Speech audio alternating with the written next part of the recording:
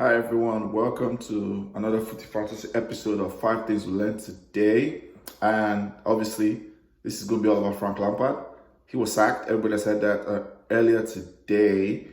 I think in the early hours of the morning, he was sacked from Chelsea after 18 months. And let's just dive right in. Number one, self-awareness. Lack of self-awareness, I think, is Frank Lampard's biggest problem, for sure.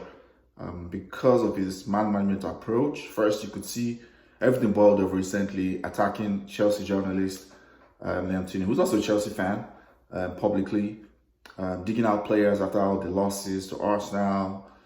And it started from last season when they lost to Sheffield. And I raised that as a red flag when I was speaking to one of my Chelsea mates, who's also a good friend, Idris. I'm going to shout him out on the pod. I told him about this, and so this is not a hindsight, 2020 type thing. I said that was a red flag, and that could be his possible downfall. And eventually, that's what it was. You lose the dressing room. It's always easier to, replace one manager and replace a bunch of players. You could see that he had lost the dressing room, and it was going to be hard to come back from that, considering the fact that he has not even been there that long, to build the bond and his approach of throwing players under the bus. You typically don't come back from that. So I think he also showed lack of empathy in trying to think, okay, it worked last season, for the most part, he came fourth, minimum objective, and I thought that he did well considering the resources that was provided. But trying, not understanding that, each player's individual is different and trying that approach, that just showed. For someone who has been in Chelsea for that long and who has seen everything that's gone down with managers losing dressing rooms, that's definitely one of his big blind spots, and you could see it clearly, but he, for some reason, couldn't see that. Number two, recruiting to a plan. I thought he did well, I'll say, let me give him some praise. He did well. I think that's a net positive, bringing in people like Mason Mount, Rich James, Tammy Abraham for sure, and to a lesser extent, I guess, Billy Gilmore and Fikayo Tomori. I don't know if, so he did well with that. Last season, I saw he did well with all of that, but this season, after playing 43, he brings in a whole bunch of players. He brings in Ziyech, who typically attacks on the right, in Ajax. He brings in Kai Havertz, who's a 10, but he plays a 4-3-3, so there's no role for a 10 there. And he's not really an 8. You don't expect him to play an 8 in a physical Premier League. So that's two players in one position. Then he brings in Timo Werner, who typically functioned well for Leipzig, playing off a striker or a big man, or running into space, or play on the shoulder, but then he plays him on the left wing. That just told me that there was a lot of lack of recruiting to a plan. And I think Chelsea as a club should take some stick for this, for sure.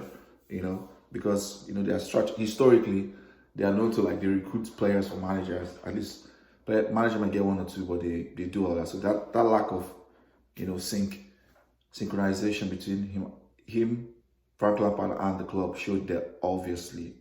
Number three, club strategy.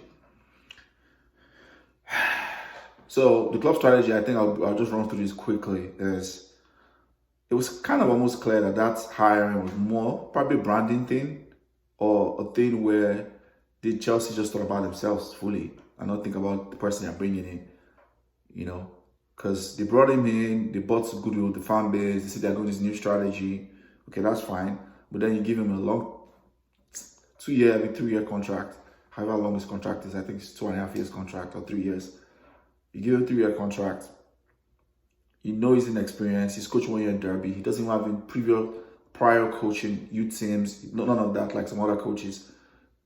He comes in. He does well with the resources provided. No transfer, decent team. He still finished above, I think, 2 teams. For sure, one team for sure, Spurs, that had a way better score than he did, So I think that's a good one for him, regardless of what you want to say about him. Now, this you do that second season, you hire all these players. Immediately, it doesn't go well. You pull the trigger quickly.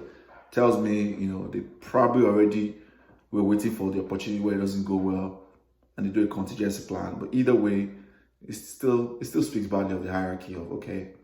What was the plan here? If you think you wanted to do a short-term fix, you could have just gotten in for that short-term fix. Maybe you don't have agreed to that, or then you get somebody else. But either way, they should take some blame for sure. Tactics. So this is one where I think I kind of talked about it during putting to a plan, but yes, the tactics from last season was a lot of positional overloads on the wings. I saw a lot of patterns regarding that with cutbacks, diagonals into the box, and quick switch of play from the wing when they overload with either on the right with Rhys James, the Willian, or on the left with Pulisic when he was fit, and Alonso. That changed this season. All I saw was just a lot of crossing. From last season, that thing that I saw a lot was quick ball over the top, which Jorginho usually gave to Abraham or Giroud, who played on the shoulder. All of that, I hardly ever saw any of that this season. Very predictable. The games they won when they were in that good run was mostly against weaker oppositions, where they could quickly hit them on transition, pressing, and that's one thing I hardly saw any pressing. So yeah, the new direction, Tuchel. Thomas Tuchel, real quick, is a progressive attacking manager. He likes to get against press. He comes from the main school, where all the others, the club people. He has replaced club twice now. He's a progressive attacking manager. He's also very flexible. He showed that to PSG, especially on the Champions League run, adapting to various streams, most notably Leipzig and Atlanta. He likes to play 4-3 a lot. That's his preferred formation, where his 9 pretty much drops back, to link up play and also create space and drag people out of space, so that their inside forwards or wingers, can run into space. He also likes to keep the ball, but also can attack, in transition, in counter attack. I expect him to get a better team than, from this team, because he's very good. This Chelsea is a young team. He's very used to working with young players. Historically, he brought people like Dembele, worked with Rafa Guerrero in developing him, and of course Pulisic, who he brought to at Dortmund. So I think he should get a way better team. I think the slight concern is obviously one, COVID gives less time, to implement his strategy. 2, the fact that he has fallen out twice, with the hierarchy in both clubs, in both recent clubs, rightly or wrongly. I think the one in Dortmund was mostly rightly, because that was, that was a good one regarding, Dortmund a boss that was bombed and he put his foot down. They want to play the next day. So we'll see how this goes. I don't know how this is going to go. Time will tell. But Tuchel is a good manager, I think. We'll see how this goes. I'll catch you guys on the next one. Bye.